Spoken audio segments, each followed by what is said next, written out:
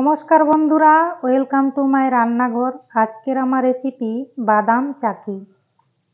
বাদাম চাকি বানানোর জন্য আমি এখানে এক বাটি বাদাম নিয়েছি আর এক বাটি গুড় আর বাদাম সম পরিমাণে নিয়েছি। গ্যাস অন করে একটা কড়াই গরম হতে দিয়েছিলাম। কড়াইটা গরম হয়ে গেছে। এবার আমি বাদামগুলোকে শুকনো কড়াইয়ে ভেজে নেব। ভাজা হয়ে গেছে, এবার আমি নামিয়ে নিয়ে ঠান্ডা হতে দেব।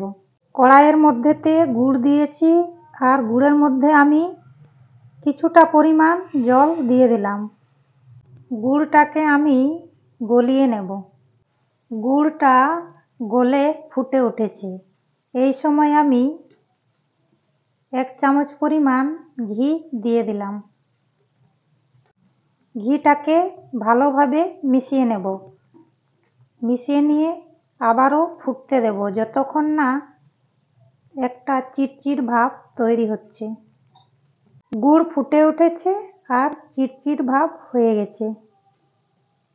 এবার গুড়ের মধ্যে দিয়ে দেব ভেজে রাখা বাদাম। ভালো করে বাদামের উপরের অংশটাকে ছাড়িয়ে নিয়ে পরিষ্কার করে নিয়েছি আর দুভাগ করে নিয়েছি। তো দিয়ে দিলাম বাদাম। বাদাম আর গুড়কে হালকা আঁচে ভালো করে মিশিয়ে নেব। কিছুক্ষণ মিশিয়ে নেওয়ার পর নামিয়ে নেব আর ঠান্ডা হতে দেব। একটা থালাতে নিয়ে গুড় আর বাদামের মিশ্রণটাকে ঠান্ডা হতে দিয়েছি। ঠান্ডা হওয়ার পর ছুরি দিয়ে আমি এভাবে শেপ করে কেটে নিয়েছি। তো পরিবেশন করার জন্য একেবারে তৈরি হয়ে গেছে। আপনারাও একদিন অবশ্যই বাড়িতে বানিয়ে দেখবেন। ছোট থেকে বড় সবাই পছন্দ করবে। আজকের রেসিপিটা আপনাদের কেমন লাগলো লাইক করবেন আর আমার চ্যানেলটিতে সাবস্ক্রাইব করতে ভুলবেন না। আজকের রেসিপিটা আমার এই পর্যন্তই। সবাই ভালো থাকবেন। ধন্যবাদ।